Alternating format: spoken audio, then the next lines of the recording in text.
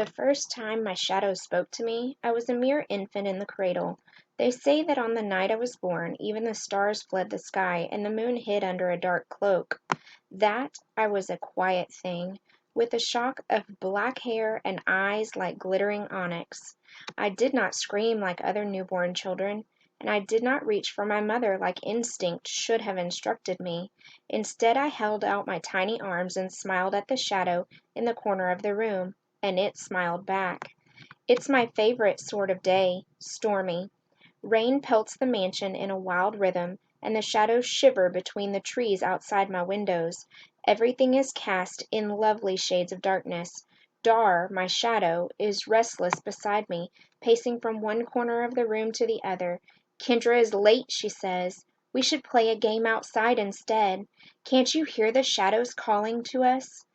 While the offer is tempting, I want to see Kendra today. At 13, she is a year older than me, and her mother is a maid. We play together sometimes, but I've barely seen her since she began working in our mansion a couple of months ago. Mother only allowed me to play with Kendra before she was a servant. Now she says it isn't proper to socialize with the help. Except for Dar, I've never had many friends, and I miss having Kendra around. The Cerealia comet blessed me with magic, and I was born with the talent of shadow weaving. When I was little, I kept myself entertained by crafting toys from the shadows and playing with the one tethered to my feet. Dar is the only shadow that is my friend.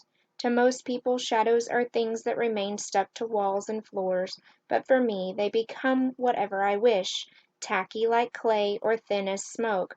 I can mold them all to my will. Now that I'm older, my shadow craft has improved. Before me, on the low table in the sitting room, is an array of shadows I've plucked from the corners of the mansion. A dark teapot steams next to 3 teacups and saucers. A smoky tray holds real biscuits. Shadows don't taste very good. And 3 carved wooden chairs wait for Kendra to arrive so we can all take our seats. Mother is not aware that I invited Kendra to tea today. I do have other games I'd rather play with Dar and the shadows, but Kendra doesn't seem to like them much, so tea it is. Dar settles at my feet for a few moments before we hear a sound in the hallway.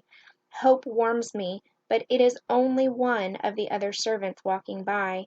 I sink into a chair as disappointment swells inside my chest. Kendra is nearly half an hour late. I know she has duties, but she could have come by for a moment or at least sent a note explaining her absence. Perhaps your mother kept her away, Dar suggests. She doesn't like to have you playing with the help any more. You're probably right, I scowl. My mother has no trouble keeping her servants busy, and she does her best to keep everyone away from me. I sit up straighter. Let's bring Kendra a gift. It might be fun to sneak down to the servants' quarters after dinner. Dar curves into a smile on the floor. Does this mean we can go outside now? I laugh despite the strange heaviness weighing on me.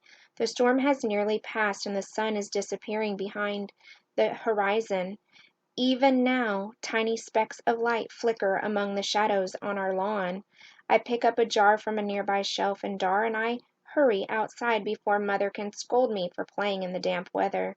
The darkness deepens around us as we enter the woods by my home, the shadows cast by the trees reaching their limbs toward us in welcome. My feet begin to move and I weave between the moss-covered trunks while Dar hums a tune.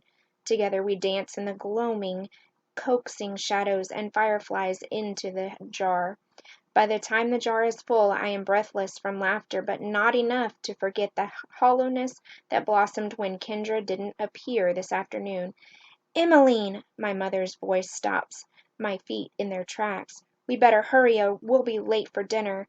I secure the lid on my jar. Dar sighs but follows, her shape angling toward the trees like she'd rather remain outdoors. When I close the door behind me, she's at my side again. Even if Mother does keep me from Kendra, I am never alone. I always have Dar to keep me company. In the jar, the shadows swirl around tiny, flitting dots of light. Kendra always liked pretty things, and these shadows are so lovely. I'm sure she'll like them too. I hope Mother hasn't been working her too hard. I slip the jar into a hidden pocket in my skirts. Emmeline, Mother calls again. Coming, I call back, and hasten toward the dining room. After dinner, Dar and I pretend to head for my rooms. Then, when Mother and Father aren't looking, I cloak myself in shadows and we sneak down to the servants' quarters. Kendra and her parents share a room, and I've visited her there once or twice before. She's probably tired from a hard day and forgot all about our tea. But when Dar and I hover outside her door, ready to knock, I hear voices. My hand pauses inches away from the wooden slats. It is one of the older serving girls, and she and Kendra are laughing. A pang of jealousy shoots through me. Kendra has never laughed with me like that. Emmeline invited you to play tea, even though she's 12 years old? I flinch. It isn't my fault we only play tea. Kendra refuses to play any other shadow games. Kendra groans through the door, and I can picture her tossing her pale hair over her shoulders. She's crazy. Shadow weavers may be able to make things from shadows, which is bizarre enough, but they're not supposed to be able to hear and talk to them too. None of the Comet Blessed have more than one talent. Everyone knows that. But she honestly believes her shadow is a living thing. She even talks to it and pretends it talks back. She's insane. Heat flashes over my body. I brace myself with one hand against the door frame. Their tinkling laughter feels like glass striking my eardrums. Dar growls. I may be the only one who can hear Dar, but that doesn't mean I'm mad. She isn't worth our time, Emmeline. She has a cruel heart. All those times she played and made nice when she really thinks you're crazy, Dar huffs. To them she is only a shadow stuck to the floors and walls, but to me she is so much more. We're better off without her. The other serving girls find her voice again. Well, it's a good thing you didn't go. You know what they say about what happens to that neighbor girl, Rose. Kendra's laughter tapers off. Emmeline is just crazy enough to be dangerous. My heart sinks all the way into the ground. I shift the jar of shadows in my hands. My palms suddenly slick, and the fireflies wink. The way the dark and light play off each other is beautiful, but I realize now that Kendra never would have appreciated this gift. She didn't say a word hinting at her true feelings when the three of us played with my shadow dolls and drank tea from teapots made of smoke. It was a game she only pretended to enjoy. She was never my friend at all. You're right, Dar. I climb back up to the stairs to my rooms, and the heat begins to vanish until all I can feel is cold. Later that night, while Dar comforts me in my quarters, running her cool fingers through my hair and brushing the tears from my cheeks, the fireflies' lights go out. I curl into a ball on my bed and send the swirling shadows back to the woods, with a promise that from now on I'll only share them with those who truly appreciate them.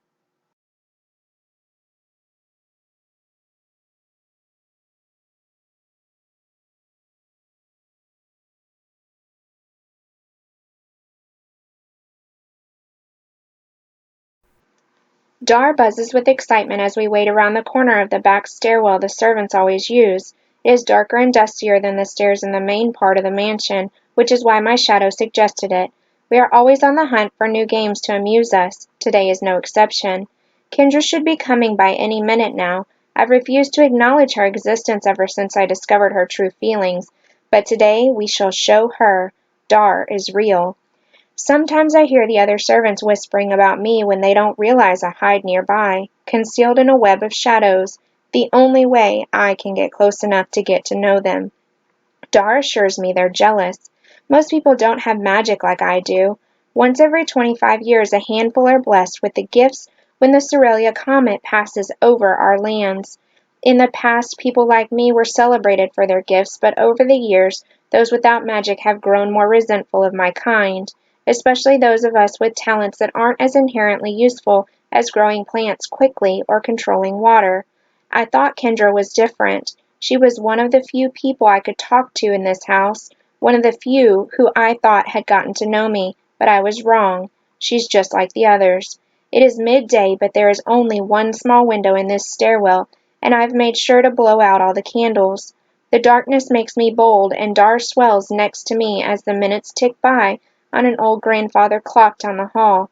My shadow is connected to me, but she can move and stretch better than any human.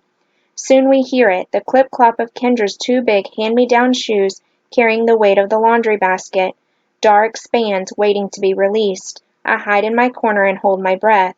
Kendra passes us by without a glance in our direction. She can barely see around the overflowing laundry basket as it is. Dar springs forth, shifting into a giant monster at the last minute, all dark teeth and gaping mouth. Kendra screams and leaps back, and the basket sails away and bounces, breaking in half. She lands awkwardly on one foot and stumbles to her knees, cursing under her breath. Dar snickers, snapping back to my side, but my own laugh dies in my throat as I watch Kendra's face twist in anger. It isn't quite as funny as I'd hoped it would be after all. "Did you have to change to your monster form?" I whisper, pouting. We'd planned for her to mimic my mother's shadow. Appearing when my mother wasn't nearby should have been startling enough. "But that was my favorite shape," Dar says. "Next time no monster. Stick to the plan," I whisper. Dar sighs. "All right, I promise." With shaking hands, Kendra begins to put the scattered clothes into a pile. I step out from the shadows where I've been hiding. "Can I help?" I ask, my hands fidgeting with the edges of my sleeve. Kendra skitters back when she sees me, but one foot isn't working as well as the other now. She leans against the wall and whimpers. "Your tricks are awful, Emmeline," she says, "and so are you."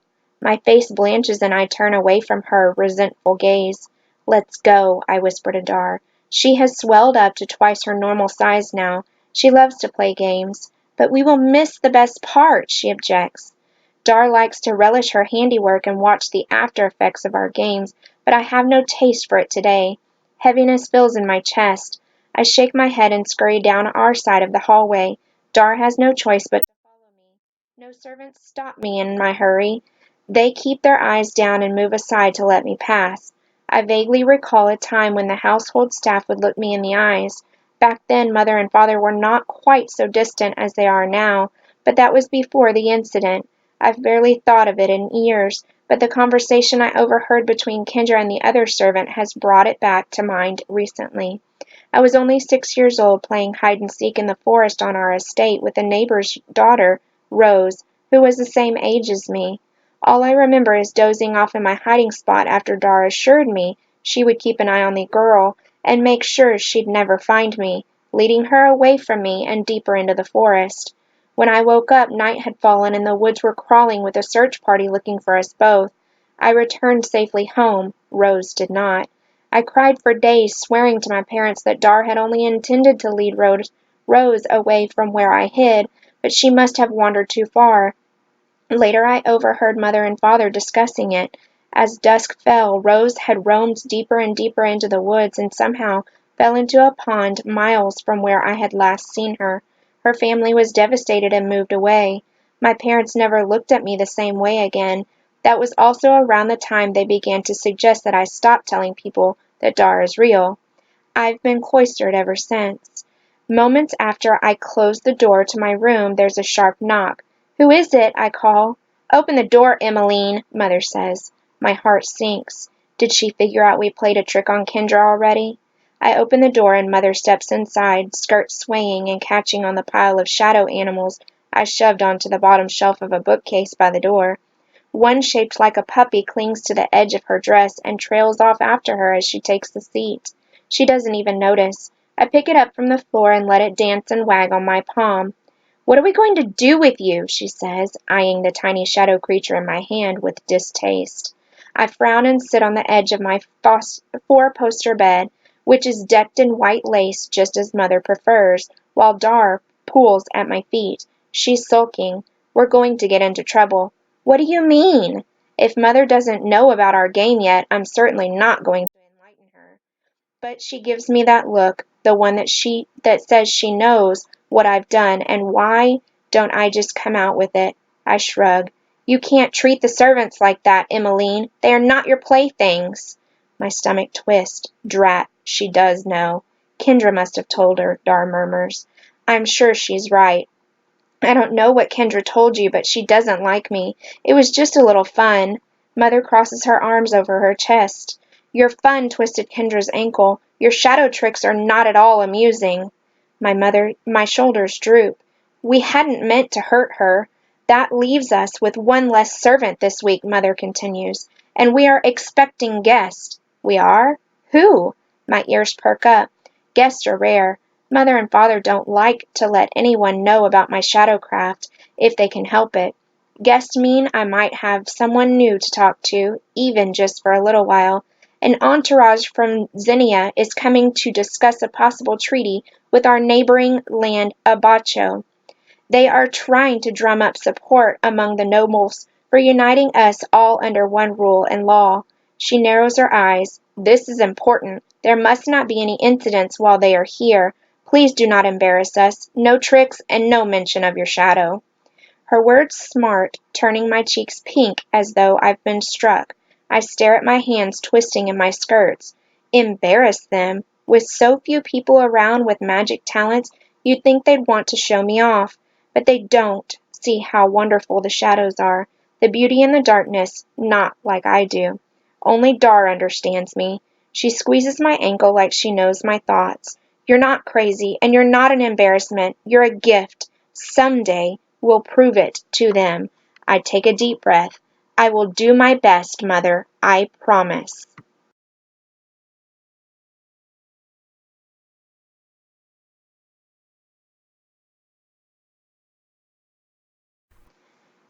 The shadows seemed thinner than usual today. Perhaps they've grown shy and shrink from the company slated to arrive this afternoon. Our last visitors came a couple years ago when we thought it would be fun to checkerboard the floor in the guest wing with shadows. Their unpleasant daughter, however, had not agreed. She hadn't wanted to play any games with me and turned up her nose at my shadow animals. When I tried to tell her about Dar, she laughed and told me I was too old for imaginary friends. Later that night she tripped down a flight of stairs that was obscured by the checkerboard shadows and broke her arm. The next morning her family packed their things and left. I had only intended to make the guest wing fancier, not hurt her, but Mother and Father were furious. Hopefully these new visitors will be nicer. I must do my best to obey Mother and not mention shadows at all, and if the guests are unpleasant, then I will spend as much time in my rooms as possible. Who needs them when I have Dar and the lovely darkness at my fingertips? It's been ages since we've had anyone new to eavesdrop on. Dar purrs in my ear as we head down the hall towards the kitchens. I've grown bored of listening to your parents and the servants. When these newcomers arrive, we should listen in on them to get a sense for what they're like. I smile. I like the sound of that. Dar knows eavesdropping has long been my favorite game. When I listen to others talking, I can pretend I'm there in the open laughing with them, not hidden nearby in the shadows. When we turn the corner to the main hallway, I pause in my tracks. Before me stands a strange little girl with ghostly hair floating around her face like a living thing. She tilts her head and furrows her brow at me. The fading yellow dress she wears is dirty around the edges of the hem and sleeves. Her eyes are something else, wide and staring like she is taking everything in but not always registering what she sees. Dar curls over my shoulder. She's an odd thing. Do you think she's lost? I whisper back. Have the guests arrived early? The girl breaks into a grin and claps her hands. I know you, she says in a sing-song voice. You shimmer and shine no more. Then she stops and stares again. It feels like a cold hand grazes over mine, like the girl sees right through me. I shiver and call my shadows closer. Soon the safety of darkness surrounds me and I can no longer feel the little girl's eyes. She doesn't react to my disappearing act at all. But as Dar and I slide down the hallway out of sight, the little girl still sings behind us, I know you, I know you. I can't get away from her fast enough. When we reach the kitchens, we discover that I was right. The guests have arrived early, which means no time for us to have a little fun in the mansion first. Dar is disappointed, but I am not. It is a cloudy day, perfect for wayward shadows in the woods on the grounds of our home. I sneak an apple tart from the cook, who only gives me a passing glance and then leave the house behind.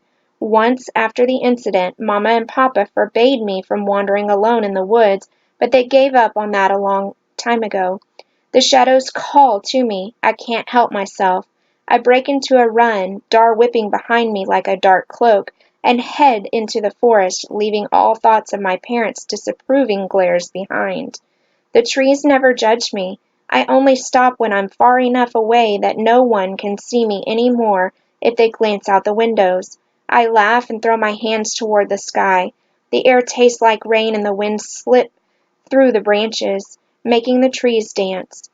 It's the perfect day. The shadows shimmy out from their places between the trees at my call, and I begin to shape them with my magic. They form a square that slowly distorts into an elongated diamond. Then I fashion a tail to the end of it. I craft the shadow string, holding it down as we head for the field at the edges of my parents' lands. The wind tosses my shadow kite into the air, and Dar and I take turns chasing each other up and down the hill. We settle into our favorite spot at the top of the hill, the dark forest at our backs and the field stretching out for miles in front of us, and lie down to watch the storm clouds darken over our heads. At my command, the shadows at the bottom of the clouds make funny faces and form odd shapes, but I don't laugh as I usually do on days like this.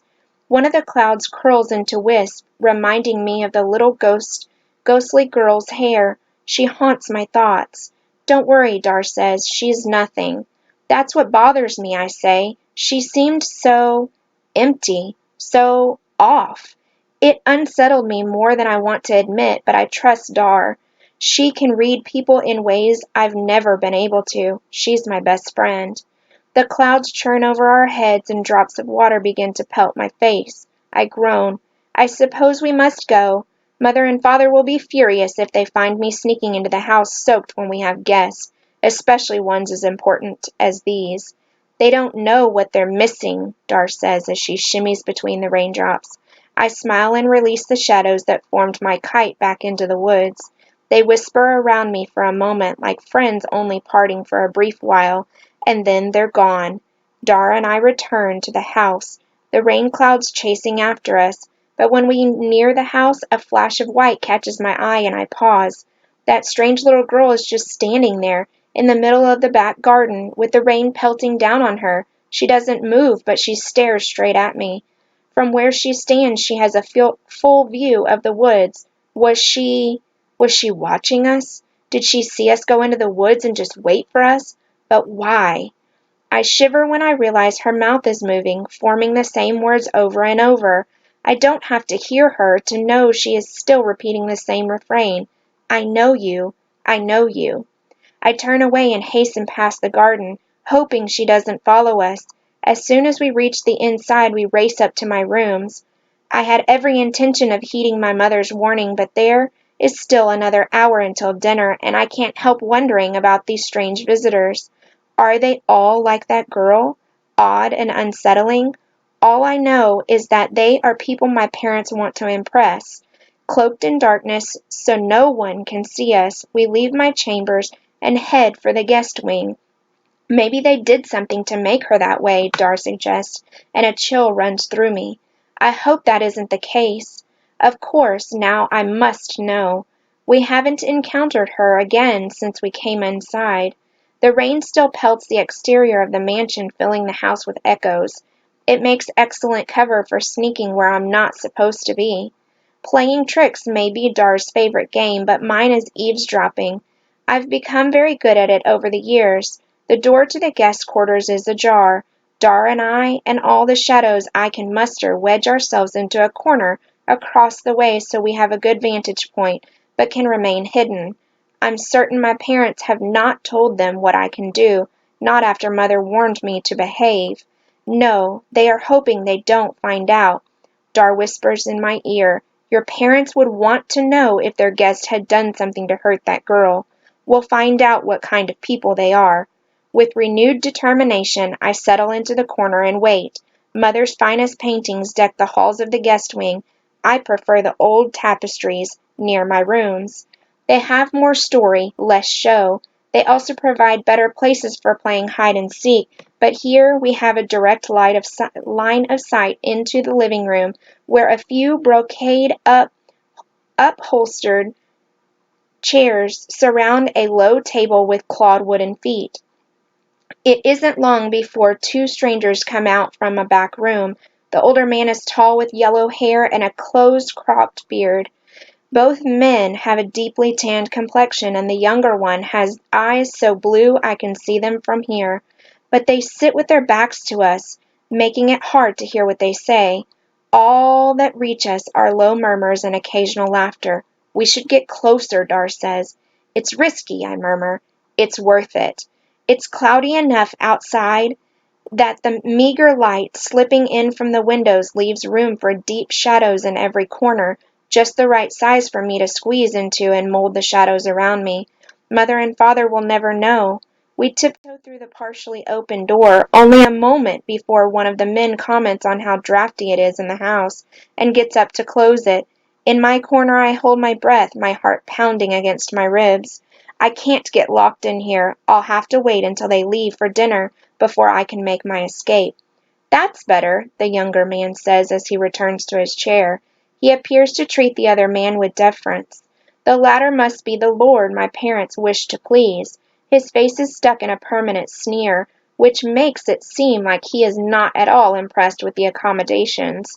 Poor mother! She prides herself on the lush sitting rooms in our house, but it seems all the silk and brocade in the room would not satisfy this man.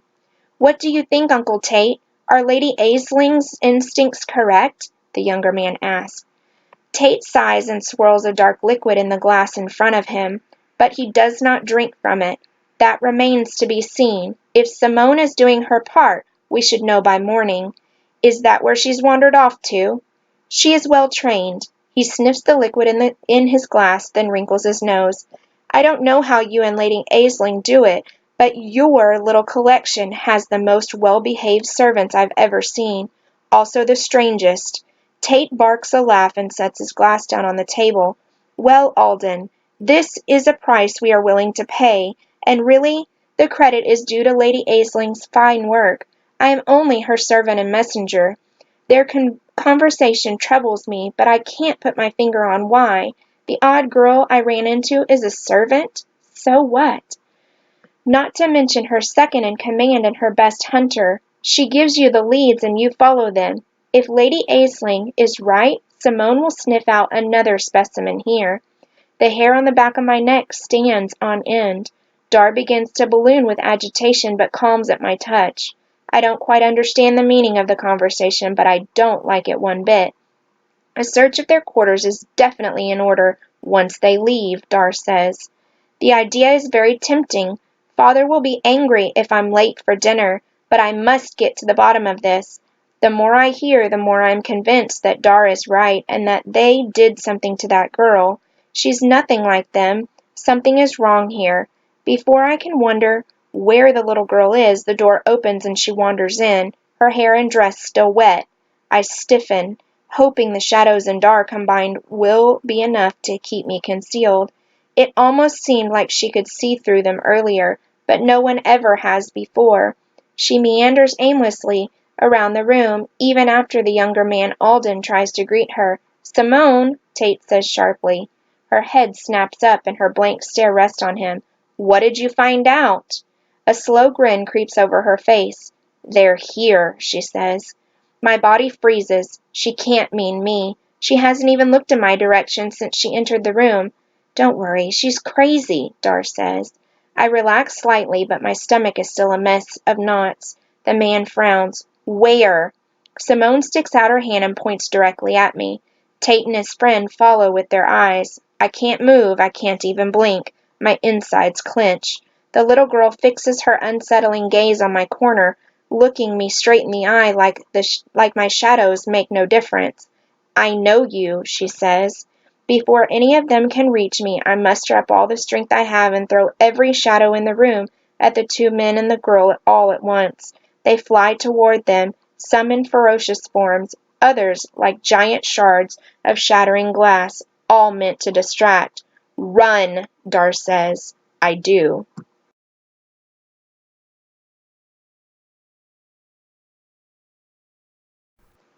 I only make it 10 feet out the door before I run into Father and Mother. "Emmeline," Mother says, "what on earth are you doing?" I glance behind to see the two men and the little girl in the doorway, mouths agape. Though the older man now wears a wolfish expression that I don't like at all. My stomach turns. I've been caught. "This is your daughter?" Tate asks. Father glares at me. "What did she do?" "Nothing. I wasn't talking to you, Emmeline," Father says. My chin trembles, but I snap my mouth shut and huddle against the wall. I've disappointed them again. Dar creeps up behind me and encircles me in her arms. "Don't worry," she whispers. "They'll forgive you." Will they? Mother and Father have gradually grown less and less tolerant of my magic. Somewhere along the line I became an embarrassment and, I suspect, in their eyes, dangerous. Tate steps forward. "Your daughter has quite the unusual talent." His eyes sparkle. "Though I'm sure it could be put to better use than eavesdropping on guests." I stare at my feet. My entire body feels like it has been set on fire by the 5 pairs of eyes gazing at me. "Emmeline," Mother says, her tone telling me exactly how she feels about my behavior. I scuff my slippers on the cold stone floor. "Sorry," I mumble. Father won't even look at me. "Go to your room. You will not be joining us for dinner after all." I can't leave fast enough, but as I do, Tate's words echo after me. "My dear Kurt and Melina, I have a proposition for you." We wait until dinner is long over and the newcomers have retreated to their quarters. Then Dar and I sneak out of my room. Mother and Father are already angry with me, but I must know what Tate meant about a proposition. It sounded like he was referring to me. After what he said about hunting earlier, that makes me particularly nervous. I will be in terrible trouble if they catch me eavesdropping again so soon after last time. But with that little girl nowhere in sight, I should be safe. It only takes a few minutes and a duck or two into a corner to hide from a servant to reach their wing. I hover outside my parents' bedroom. Soon the sound of their hushed voices warms my ears, the air crackling with their nerves. "Let's see what they're about," Dar suggests in her soft, lilting voice. Her dark form stretches and winds around me. Now I can get close to Mother and Father and they'll be none the wiser. The shadows deepen by their door, and I flatten myself against the wall to hear better. Dar puffs out. She always gets curious when she suspects they're talking about her, or rather, about me talking to her. "We can't just do nothing, Melina. She's growing stronger. We won't be able to control her soon," Father says. My mother sighs. "We could keep trying. If we can convince her to let go of the idea she can talk to the dark—" "You know we can't. We've tried for years, and what worries me, and our gossiping servants more, is that she may be telling the truth. Who knows what kind of creatures might flock to someone with power like hers? We're not equipped to manage that." The eyes of Dar's form bristle. I reach out a comforting hand to smooth them over. But must we send her away?" "What if they're not equipped to handle her either?" Mother's voice cracks on the word "away," and with it my heart. "Send me away?" She must mean with Lord Tate. I shudder, remembering the expression on his face after he discovered my talent. Dar fumes, and her form takes on a red tinge. I hear my father pacing for a few more moments, each step matching the hammering in my chest. What else can we do? The servants are terrified of her. Tate is the first person to see what she can do and not fear her. Instead, he is offering us a solution. The more I hear, the more my stomach roils with revulsion. I peek around the doorway to see my mother sitting on the edge of her bed and my father kneeling in front of her. His hands grip hers so tightly that his knuckles are bone white. Dar tightens around me, her version of a hug. It's the only comfort I can find.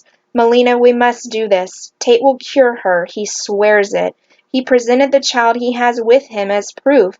Didn't you see how well behaved she was over dinner? She followed every order without hesitation and remained quiet as a mouse. Not a hint of talent in her any more. Lady Aisling has truly devised a means of stamping the magic out. Lord Tate has found several children for the lady to help on his tour in Perilla. What kind of life are we condemning Emmeline to if we don't give her every chance to be normal? This is a chance for all of us to be free of this curse." Tate's employer, Lady Aisling, cured that girl of magic? I shudder. That must be what's wrong with her, why she acts so strangely. I can't imagine being stripped of what makes me, me. I can bear no more. Not bothering to cloak myself with shadows, I run down the hall, Dar clinging as close as she can. I close my bedroom door behind me and sink into the window seat. When I pull the gauzy curtains aside, the stars wink hello. The night is a comfort. All the darkness and shadows crawling over our yard and woods belong to me. They're mine to bend and play with.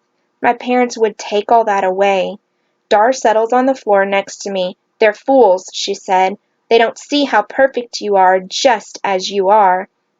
I sniffle and wrap my arms around my knees. I don't want to be cured. I don't want to lose my shadows, and I don't want to lose you. Dar slithers up onto the window seat. You'll never lose me.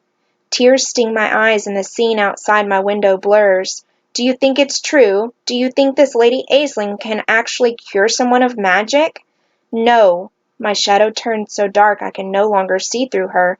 Tate is nothing but a liar. There is still something very not normal about Simone. What do you think they did to her? I shiver at the memory of Simone's strange gaze. Nothing good. There's a difference between breaking and curing. Before I can respond, someone knocks on my door, startling me to my feet. Emmeline, are you in there? Yes, father, I say, quickly grabbing a book and curling up in the nearest chair. He opens the door and regards me steadily. No trace of regret in his eyes, just finality. My heart sinks into my toes. He pulls up a chair and sits across from me. Emmeline, you have been offered a wonderful opportunity, and your mother and I have decided you will take it. Opportunity? Is that what he calls it? Dar huffs. What kind of opportunity? I ask wearily, already knowing the answer all too well. Our guest Lord Tate feels for your predicament, and he wants to help. He and his patroness, Lady Aisling, have taken many children just like you under their wings in Zinnia, and they've given them a chance for a wonderful life. All the advantages and education you could want. Because that is just what every child wants, Dar says. I try to stifle my smile, but my father sees it and misunderstands. Good, I'm glad to see you smile. You will be leaving with him tomorrow. We will miss you, but you may come home on holidays. I know it will be the best thing for you. He stands, looking more relieved than he has a right to be. Wait! I grabbed his hand as panic boils inside my chest. What if I don't want to go? I want to stay here. I love it here. This is my home, my woods, my family. I don't need to go anywhere else. His face settles into a stern expression. Don't you want to learn how to be a proper young lady? My face blanches. Well, of course, but some day you will inherit this estate. You cannot run it with your magic, and the servants will not continue to work here if they fear you. You have to learn some self-control. It is for the best. Please don't make me go. I swallow the lump in my throat. I'll never use my shadows anywhere but in my own room or the woods again. I won't talk to Dar when anyone else is around. Stop, Emmeline. Father pulls his hand out of my grasp. This is not up for debate. Too much damage has already been done. Some day you will thank us. With that he leaves and doesn't look back to see how his words affect his only child. When the door closes, it is like a death knell on my life I've loved. I don't want to go. My tears begin in earnest now. All the things I love would be left behind, the bottom shelf of the bookcase stuffed full of shadow toys inspired by the characters from my storybooks, the woods where I can run free and play with the shadows that live between the trees, my family, my home. Everything I know is here. What will I do? My shadow flares red for a brief moment, then curls around me. I can help you, Emmeline. I can ensure you will never have to go anywhere with that man, but you must agree to help me in return. Hope kindles in my heart. I can always count on Dar. Yes, please, I'll do anything. A darker patch of shadow curves into a smile. You are too good for them. They don't deserve you. I will take care of it tonight. You needn't worry about a thing. My hope tempers. Will I have to sneak out to the guest quarters? You won't have to do anything. I can stretch myself thin as a string while you sleep. I could hug you, Dar. Thank you, I say. But what do you need my help with? Dar hesitates. "There is something I have never told you, Emmeline." "What do you mean?" A warm prickly feeling crawls over my back. I was not always a shadow. My jaw drops. I have often wondered where Dar came from, but she has always sidestepped my curious hints. Is she a creature born from my magic, or did she exist before I came along? "How is that possible?" I ask. "I was once human, but now I am only a lost soul. I want to become flesh again. I want to live. Only a person like you, a shadow weaver, can help me. Then we'll never be alone, and we can always take care of each other. But how did you become a lost soul?" My shadow unravels and spreads out under my feet.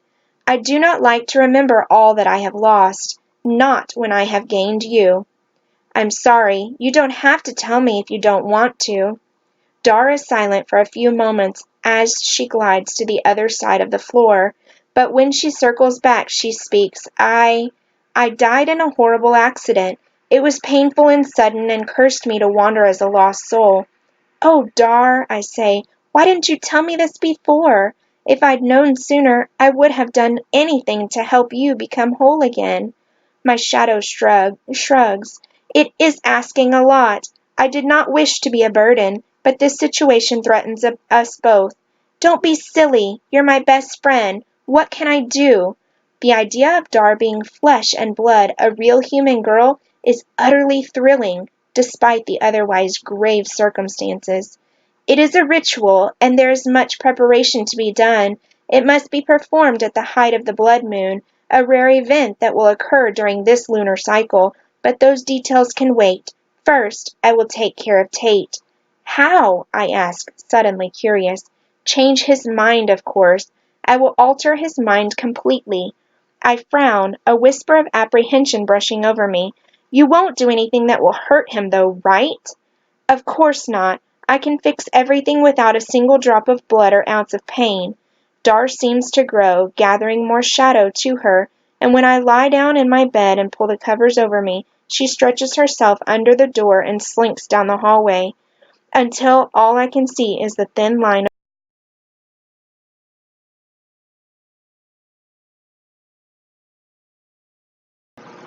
Screams wake me the next morning.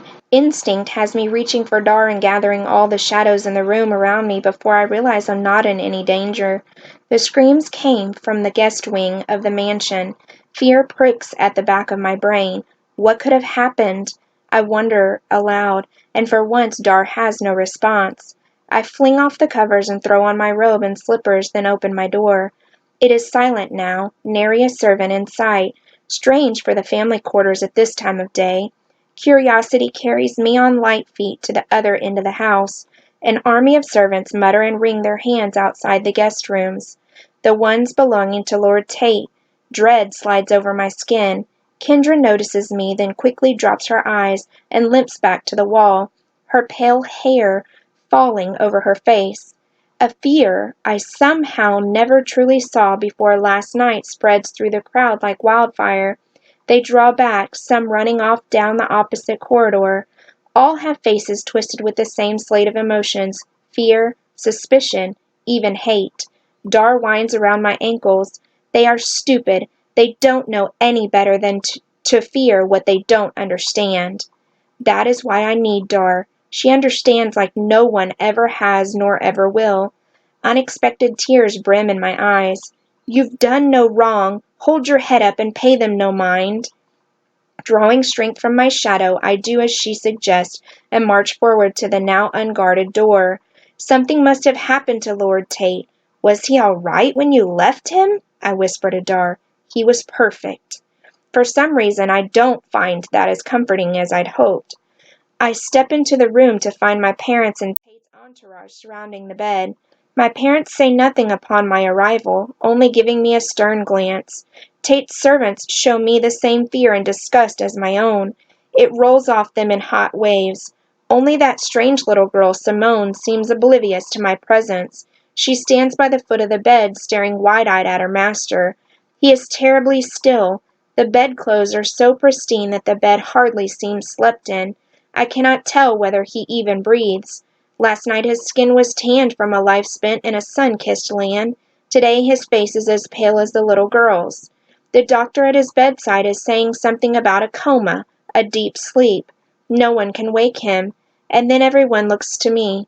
I should have stayed in my rooms this morning. Run, Dar says. I ignore her this time, even though instinct says the same. Something tells me that would be the worst possible thing I could do right now. Emmeline, my father says, what did you do? Shock roots me to the floor. What? I did nothing. I was asleep in my room last night. This is not one of your games? Mother says, suspicion dancing across her features. How could they believe I would do this? Of course not. I'd never hurt anyone.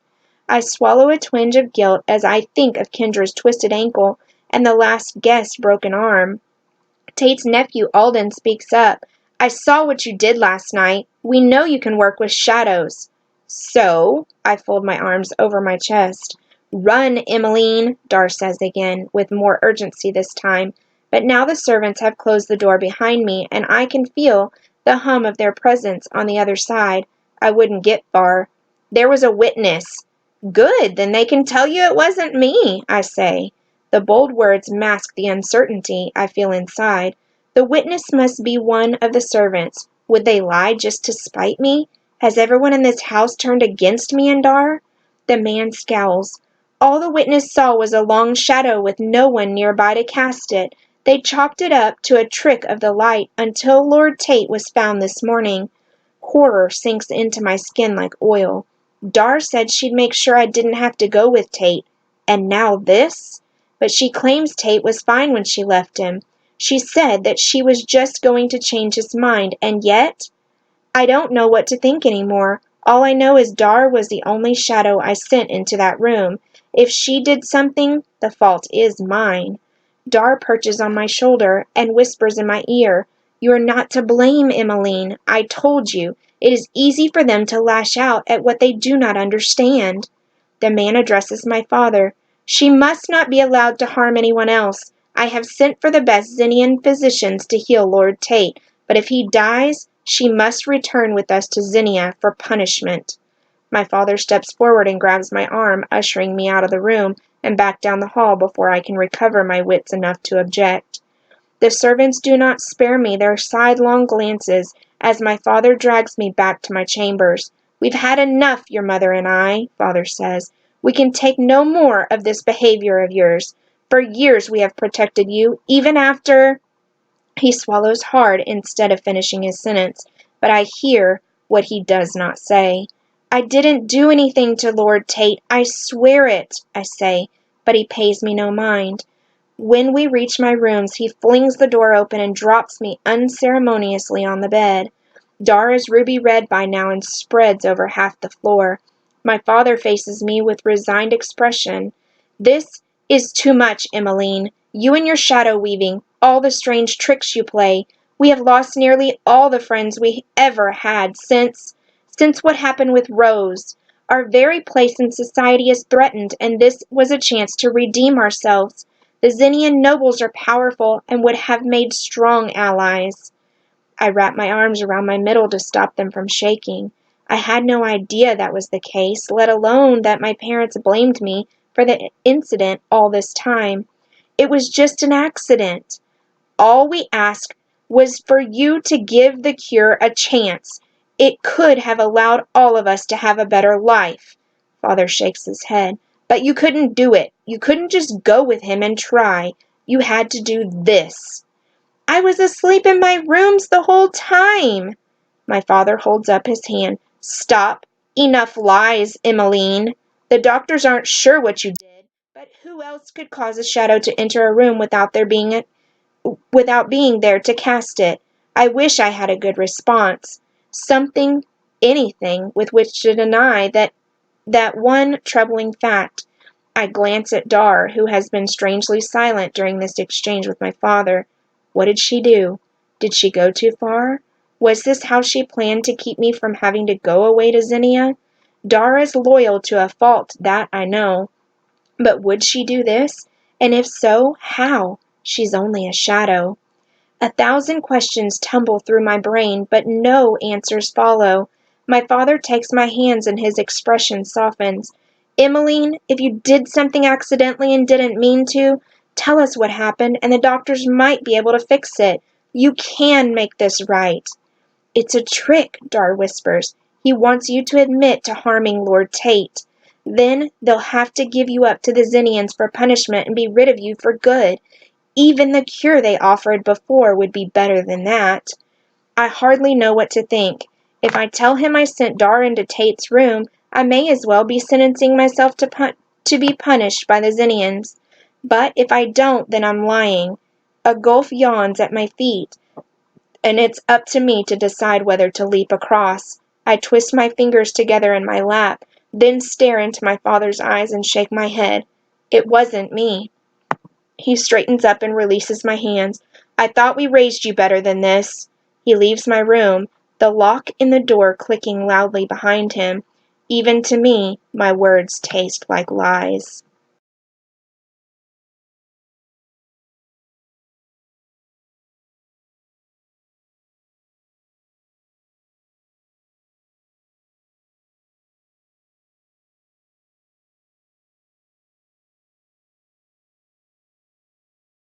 I sit in stunned silence on the edge of my bed, unable to fully comprehend what this means for me. Dar slides over and settles onto the ivory lace bedspread. Dar, what happened when you visited Tate last night? My voice trembles. I told you I'd changed his mind. It's not my fault his mind is weak. I stare at her, fear creeping over me like a long shadow. It has always been Dar by my side. How can I doubt my only friend? You cannot remain here, she says, interrupting my thoughts. You must flee. I can't, I say, twisting my hands in my blanket. Staying would be infinitely worse. Trust me, you do not want to feel the Zinnians' wrath. They are more dangerous than you know, and Lord Tate was only the tip of the iceberg. I frown. You know the Zinnians? But how? Dar turns a shade so dark she looks like a blotch of ink spilled on my bed. I grew up in Zinnia. It is a terrible place. Oh, it is sunny, and the rolling green hills are lovely to be sure. But the people are bred with evil in their bones. I shudder. What happened to you, Dar? I know you said there was an accident, but how did you become a lost soul? She hesitates like she isn't sure she should tell me. My parents were poor, and I was put to work when I was a little older than you. I was in training to be a seamstress. I loved it, making pretty things from bolts of cloth. Perhaps that's what drew me to you. Your shadow weaving reminds me of it. Dar slides off my bed and onto the floor again. One day a young noblewoman, Lady Aisling, paid a visit to the shop. A lump wells in my throat. Lady Aisling? The same woman Lord Tate works for? Yes, the very one. I shudder. Lady Aisling's visit began as usual. We took her measurements and helped her select rich fabrics and colors and bows for an array of clothing. But when my mistress told her it would be a whole week until her massive order was completed, everything fell apart. Dar pauses and her edges redden. What happened? I asked, unable to contain my curiosity. She threw a fit, screaming and cursing at us, insisting we were the laziest dressmakers she'd ever known, all while she tore through the shop, upending boxes and throwing around anything that wasn't pinned down to the floor.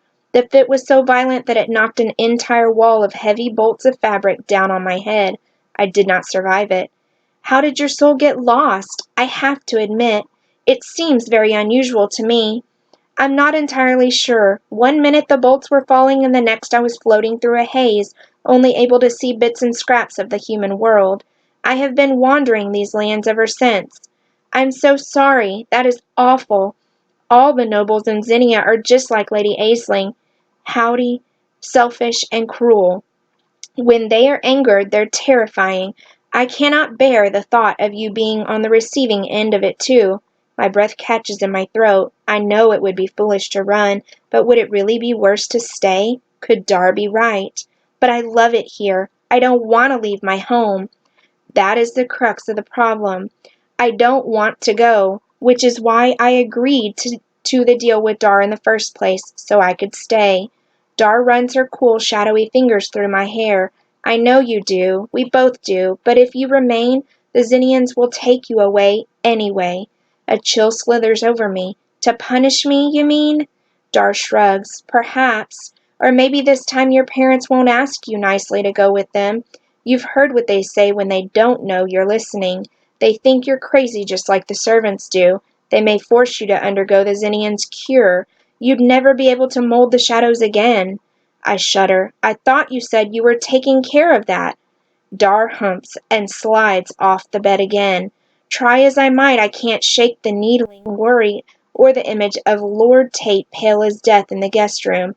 I lower my voice to a whisper. Did you do this to Tate? Is that what you meant by fixing things? Dar puffs out. I did what needed to be done. So that's how you changed Tate's mind? You put him in a coma? Something cold and hard begins to form in my chest, like my heart is freezing over. I did not mean to, she deflates, but he will live, and now he cannot take you away. I swallow hard. Can you fix it? Can you undo whatever you've done?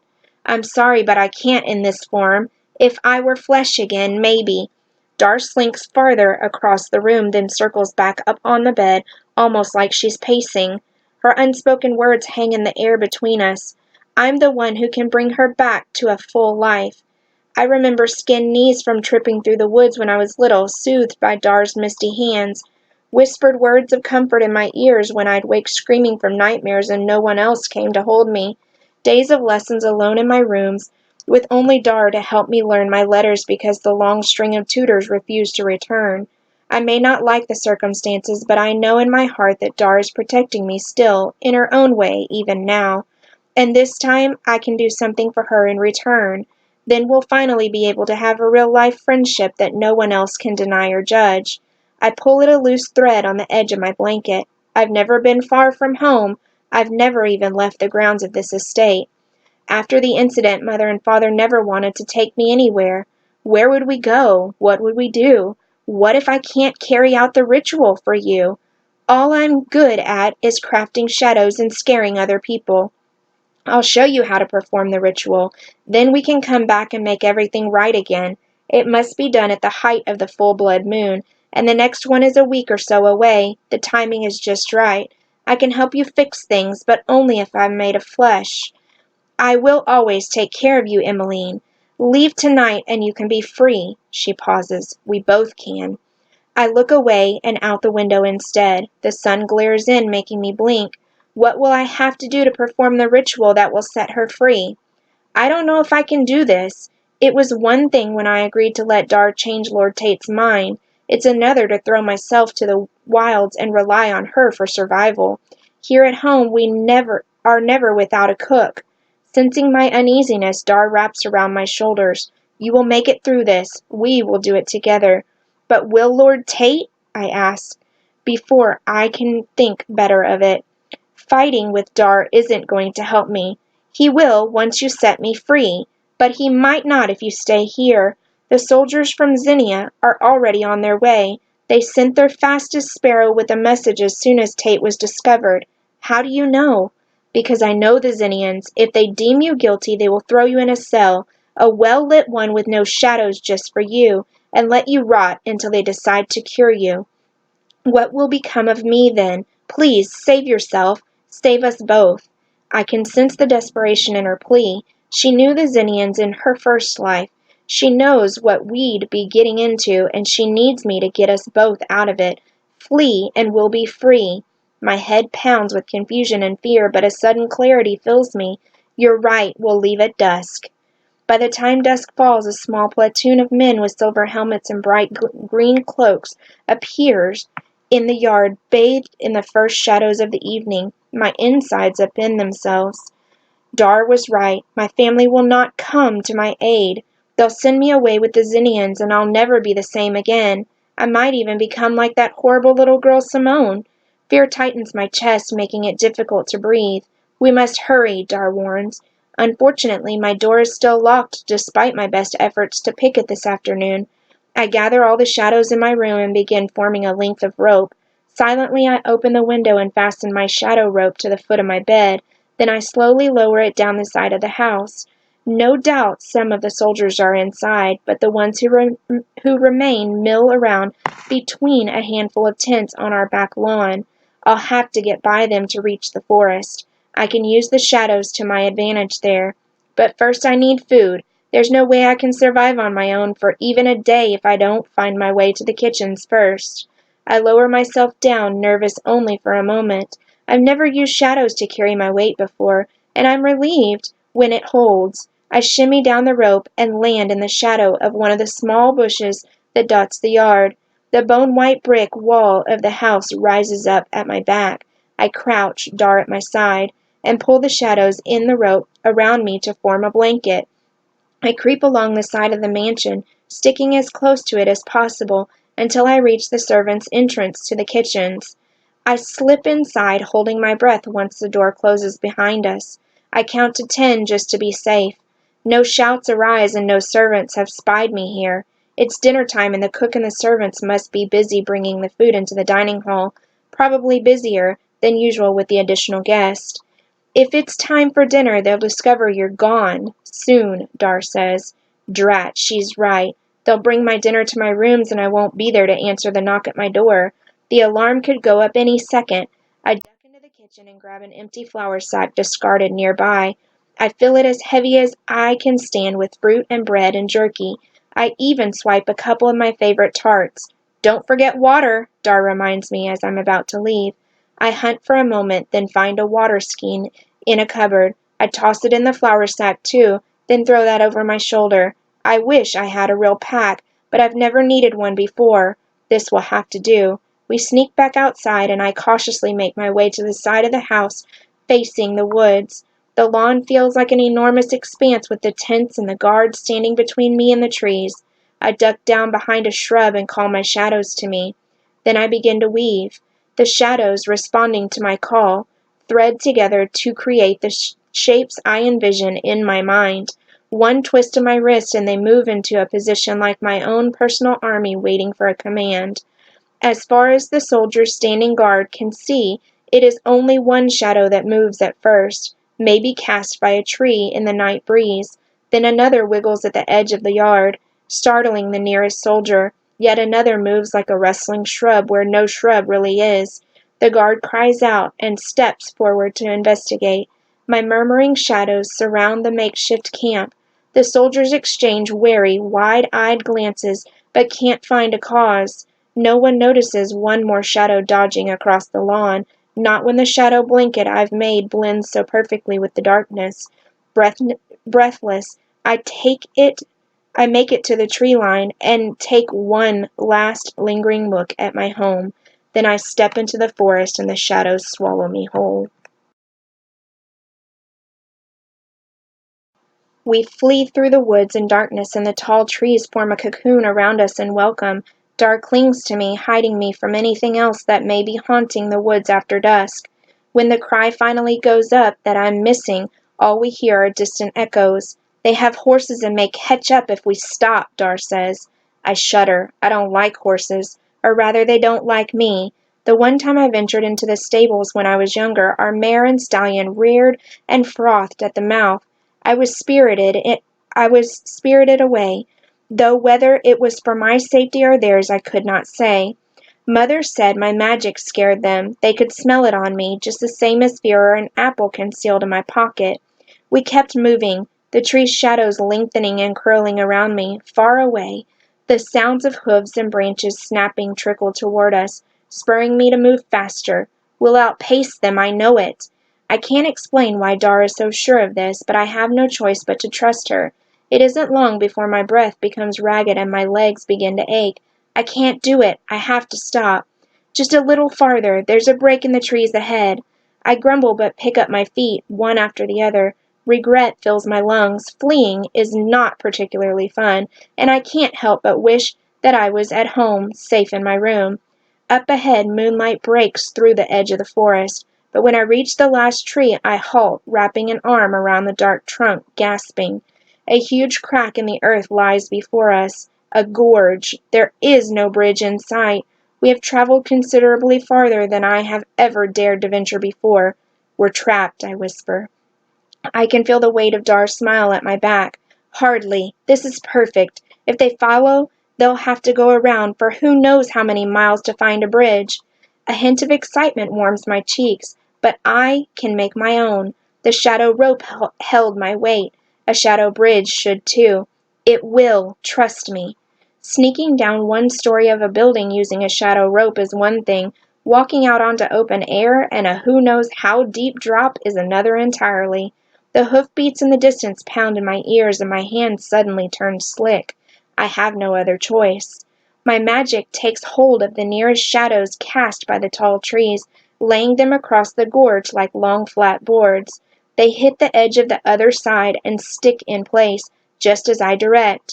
Soon more shadow boards join, and twining smoke ropes lash the boards together and secure themselves around trees on either side to form a railing. The sounds of pursuit grow louder. A bitter taste lingers in my mouth as I eye my work. We go together, Dar says. I swallow my fear and set one foot on the shadow plank bridge. It holds my weight, then my other foot. My hands squeeze the shadow railing. Dizziness, part from exhilaration, part from terror, swims across my vision. One foot after the other looks straight ahead. Halfway across the gorge, echoing voices reach my ears, joining the hoofbeats. My heart stammers in my chest. Go, Dar urges. But I make the mistake of glancing down. Every limb turns to stone. The drop is impossible. Water rushes far below over rocks and fallen logs, a frothy, sparkling ribbon in the moonlight. Dar screams in my ears, Emmeline, they're coming! I close my eyes to shut out the drop and steady my throbbing pulse. Then I run, headlong, the rest of the way across the bridge. I stumble into the grass on the other side and fall to my knees. The hoofbeats grow louder, mingling with the braying of the horses. With a wave of my hand, I send the pieces of my shadow bridge scattering back to their proper places in the night. Thank you, I whisper to the departing shadows as I run for the cover of the forest on this side of the gorge. I hide behind one of the trees to catch my breath. The pounding hoofbeats reach a fever pitch, then halt suddenly. Dar and I curl around our tree to see if our pursuers realize where I've gone. There are so many, Dar says.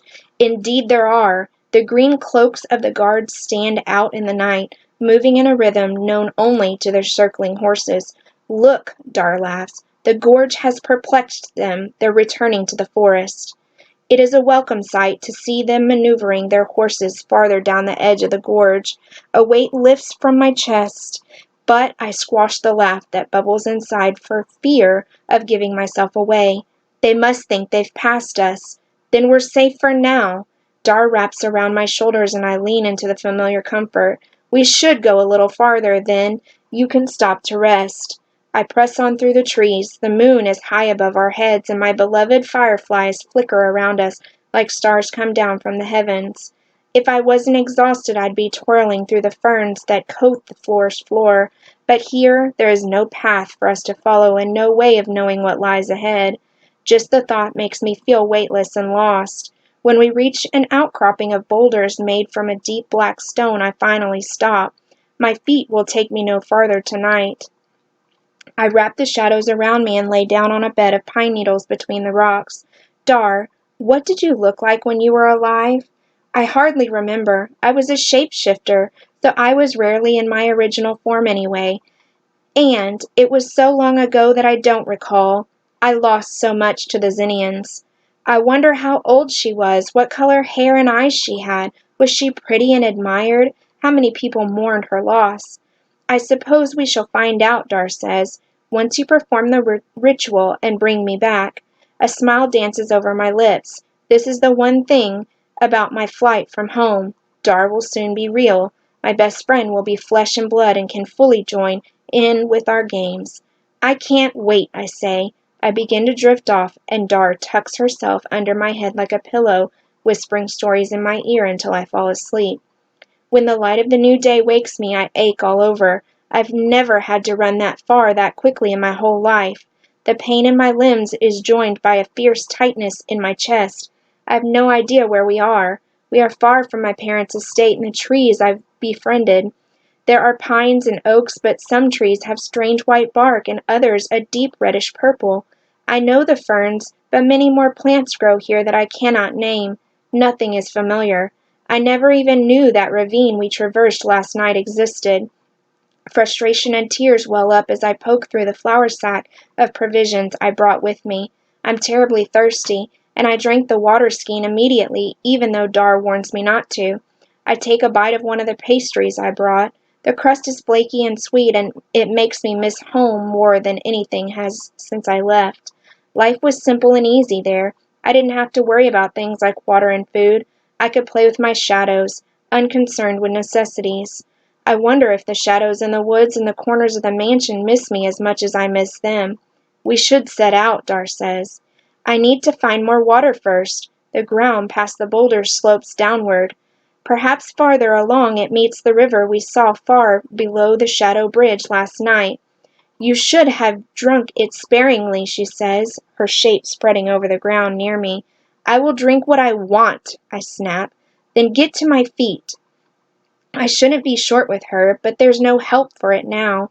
Dar goes silent, and her coloring is lighter than usual. A trick of the sun, or is she mad at me too? We'll have to find the river that runs through that gorge. We don't have a destination in mind. What does a little detour matter? My shadow has nothing to say to this, but her shape has grown smaller, like she doesn't even want to touch me right now. Something in the pit of my stomach twists. I gather my things, then straighten my spine and march in the direction I believe the river went. My aching muscles object with every step. If I walk far enough, I'll have to hit water of some kind eventually, I hope. As far as I can tell, we are still within the domain of my family's territory, Perilla. According to my books, there should be several villages scattered between their estate and the border within the next territory over. Abacho. Zinnia is on the other side of Perilla. In other words, every step ought to take me farther beyond their reach. The boulders I slept between last night were at the top of a steep hill.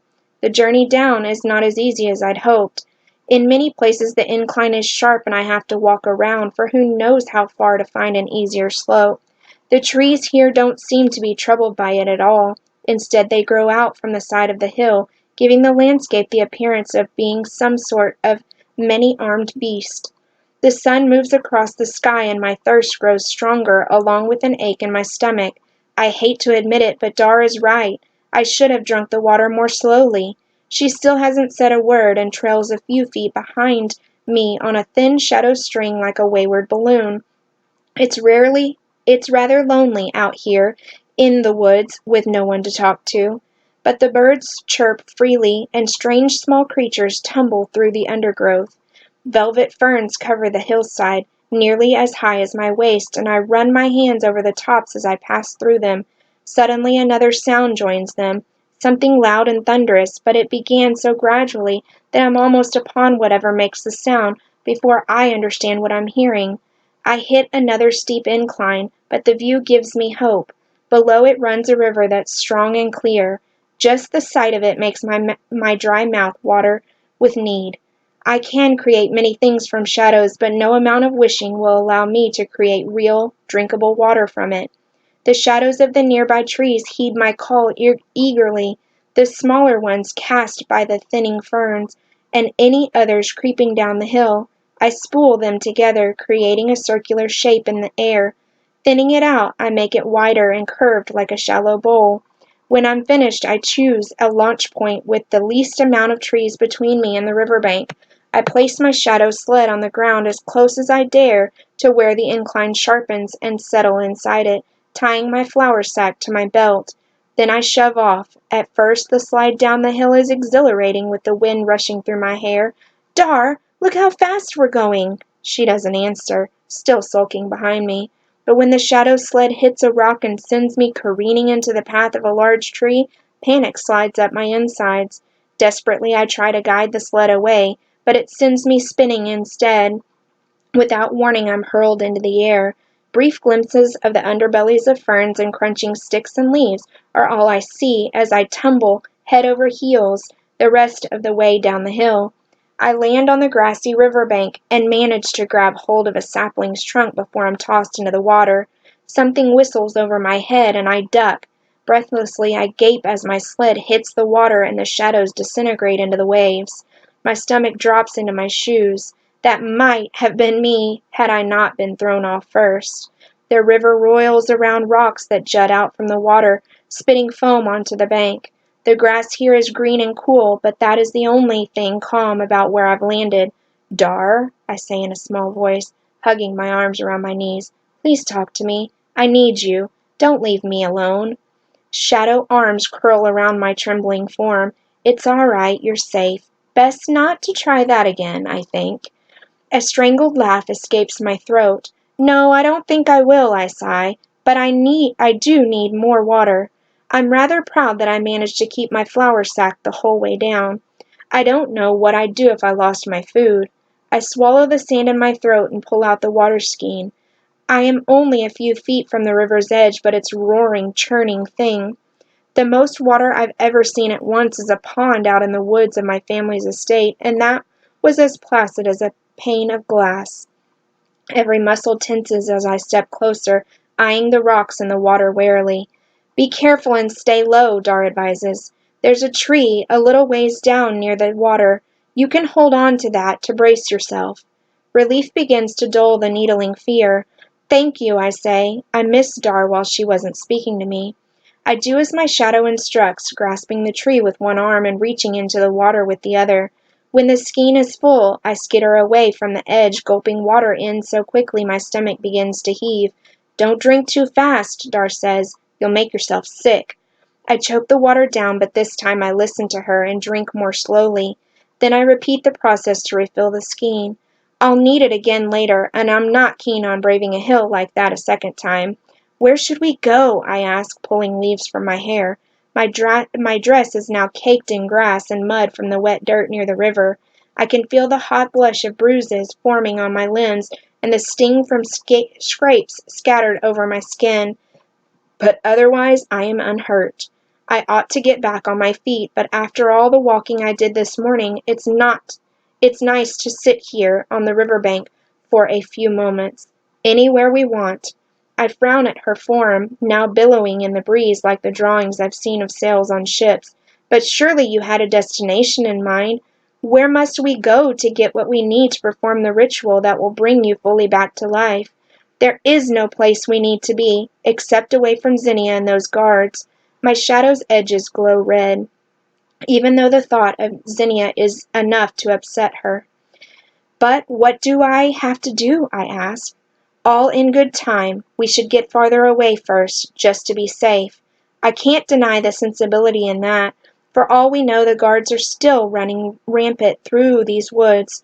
I'm sure they must have found a way across the gorge by now. In fact, they could be anywhere. A sickly sensation crawls across my skin like I'm being watched. I seal the water skein and toss it in my sack. Let's go, I say. Dar shivers, though whether it's with fear of the soldiers or the excitement of her wish getting nearer to fulfillment, I cannot tell. We're exposed on the bank of the river, and we stick close to the side of the hill and the cover of trees as much as possible. I use my shadowcraft to stretch the shadow of each tree as far as I can toward the next to lend us more cover. We make our way slowly but steadily, creeping toward the safety of deeper forest. I only hope what waits there is not worse.